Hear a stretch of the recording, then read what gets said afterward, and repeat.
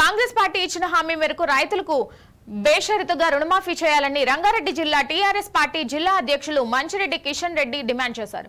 ఈ సందర్భంగా రాష్ట్ర రైతాంగానికి టీఆర్ఎస్ పార్టీ ఎప్పుడూ అండగా ఉంటుందన్నారు. BRS party working president KTR పిలుపు మేరకు ఇబ్రహీంపట్నం సాగర్ రహదారిపై టీఆర్ఎస్ ఆధ్వర్యంలో ధర్నా నిర్వహించారు. కాంగ్రెస్ పార్టీ రైతులకు ఎలాంటి ఆంక్షలు లేకుండా రుణమాఫీ చేయాలని డిమాండ్ చేశారు.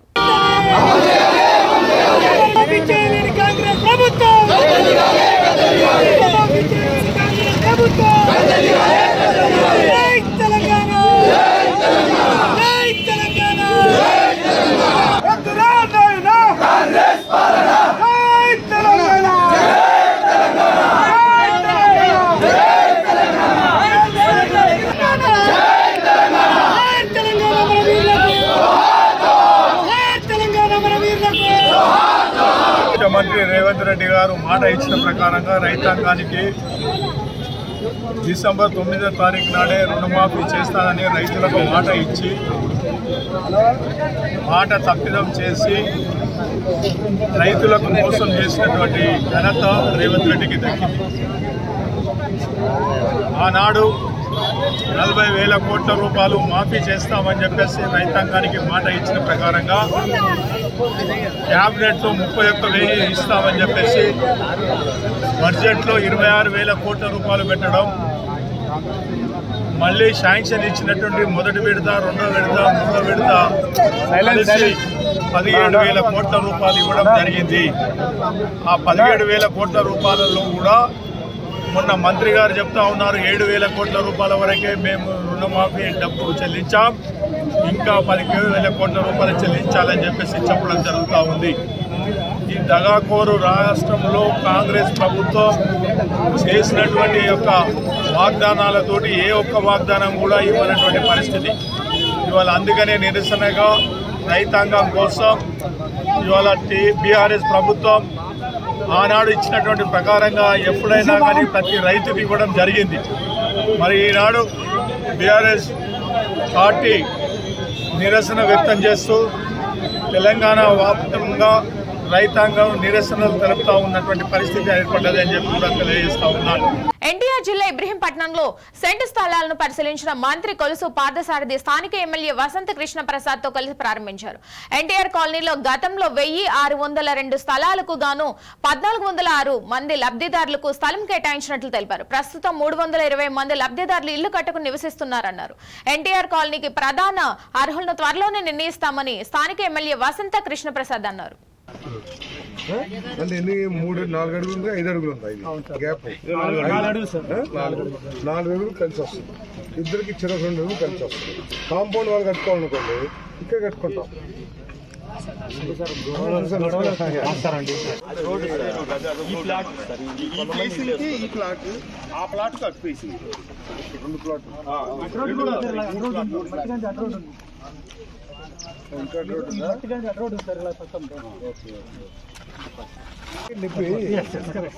వాళ్ళు 3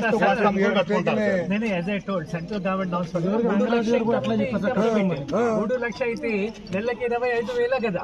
సో వాళ్ళు ఏదో అప్పు తీసుకుని ఏం చేసాం మనకు సంబంధం. Let them do it. ఇది కిచెన్ పెట్టుకున్నారు సార్. ఎట్లా కట్టారని చూస్తాను. ఎవరిదమ్మా ఇల్లు ఇది? ఈ రూమ్ ఒకటి ఉందమ్మా. ఎంత అద్దెత? 4,000 ఇస్తారు. ఒకటన్నా పైన కూడా అది కూడా మీకు 4,000 పుట్టిన పైన. ఎవరు రెంట్ కొంటున్నారు సార్ ఇక్కడ?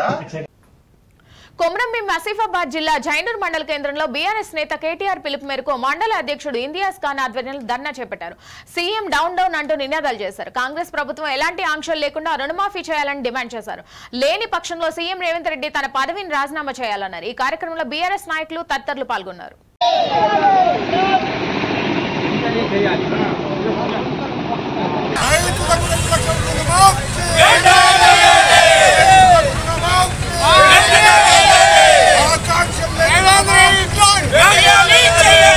బీఆర్ఎస్ పార్టీ మరి రైతులకు మద్దతు పలుకుతూ BRS party working president KTR గారి పిలుపు మేరకు మరి రైతు సోదరులతో కలిసి జైనూరులో మరి రాస్తారోకో ధర్నా నిర్వహించడం జరుగుతుంది.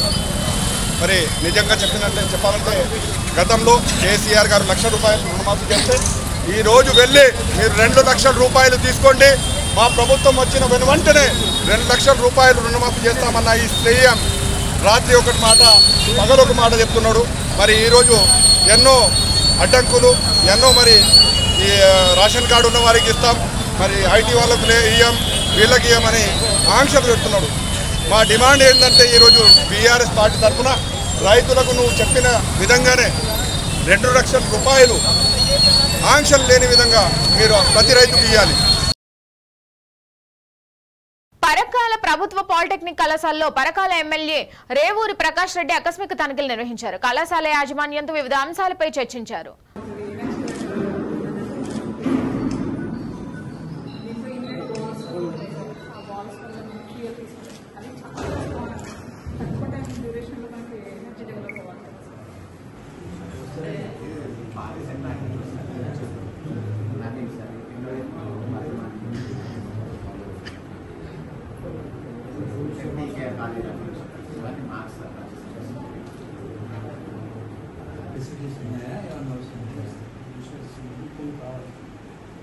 కరెక్ట్లో మారింది సార్. ఇది ఏమవుతుందంటే మెకానికల్ కానీ ఈసీ ఇంకా మీకు ఏమన్నా కంప్యూటర్ ఎన్ఐటి వాళ్ళ ప్రాక్టీస్ చేసే సంబంధించిన మెటీరియల్ డాక్యుమెంట్స్ ఉంటే అది కూడా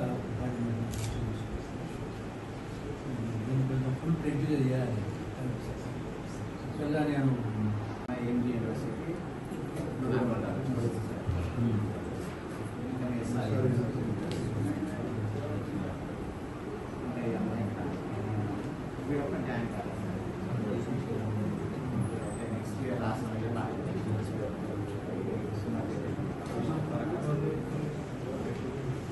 వికారాబాద్ జిల్లా తాండూరులోని భూకైలాస్ మార్గంలోని చెరువులో ఒక వ్యక్తి మృతదేహం లభ్యమైంది. మృతుడు మల్రెడ్డిపల్లికి చెందిన కన్నే రాజుగా గుర్తించారు. గత కొన్ని రోజులుగా అనారోగ్యంతో బాధపడుతున్న రాజు మనస్తాపంతో ఆత్మహత్య చేసుకున్నట్లు కుటుంబ సభ్యులు అనుమానం వ్యక్తం చేస్తున్నారు. రాజు మృతితో గ్రామంలో విషాద ఛాయలు అలుముకున్నాయి.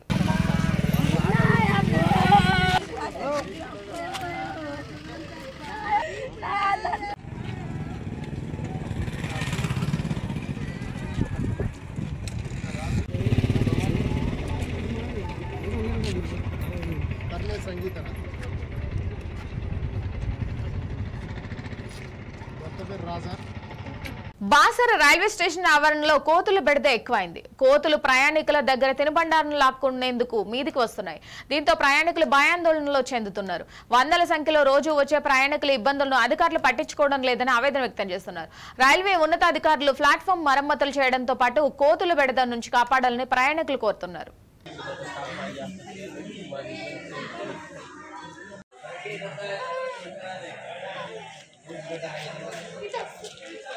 యాదాద్రి భువనగిరి జిల్లా వ్యాప్తంగా గత 2 రోజులుగా కురుస్తున్న వర్షాలకు షామీర్పేట నుండి భువనగిరి చెరువు వరకు ప్రవహించే వాగులకు భారీ వర్షం నీరు చేరింది. దీంతో బొమ్మల రామారం మండలం మార్చన్పల్లి గ్రామంలో కత్వ చెరువు అలుగు పారుతోంది. ఈ వాగు అలుగుపోయడంతో యాదాద్రి భువనగిరి జిల్లాలో మరియాల మేడిపల్లి భువనగిరి బీబీనగర్ చెరువులు నిండుకుండలా మారనున్నాయి. నిర్మల్ జిల్లా కుబీర్ మండలం బ్రహ్మేశ్వర్ తండాకు చెందిన శీతల్ బాయి నిన్న సాయంత్రం బైన్సా ప్రభుత్వ ఆసుపత్రికి డెలివరీ కోసం వచ్చింది. నిన్నటి నుంచి వైద్యులు నార్మల్ డెలివరీ కోసం వేచి చూడడంతో ఊపిరాడక సాయంత్రం కడుపులోనే పసికందు మృతి చెందింది. పసికందు మృతి చెందడంతో కుటుంబీకులు కన్నీటి పర్యంతమయ్యారు. తమ తలరాత వల్ల ఇలా జరిగిందనుకునే పసికందుకు అంత్యక్రియలను సొంత గ్రామంలో నిర్వహించారు. అంత్యక్రియలు నిర్వహించి ఆసుపత్రికి వచ్చిన కుటుంబీకులు బాలింత పడుకున్నట్లుగానే ఉంది. ఎంతసేపటికైనా చలనం లేకపోవడంతో కుటుంబీకులు చూస్తే సరికి ఆమె మృతి చెందింది. బాలింత కూడా మృతి చెందడంతో వైద్యుల నిర్లక్ష్యం కారణంగానే తల్లి బిడ్డ మృతి చెందారని కుటుంబీకులు ఆరోపిస్తున్నారు. తమ బిడ్డకు ఆపరేషన్ చేసి డెలివరీ చేయండి అని ఎంత బతిమలాడినా పట్టించుకోలేదని చివరికి 2 మృతదేహాలు తమ చేతిలో పెట్టారని ఆవేదన వ్యక్తం చేశారు.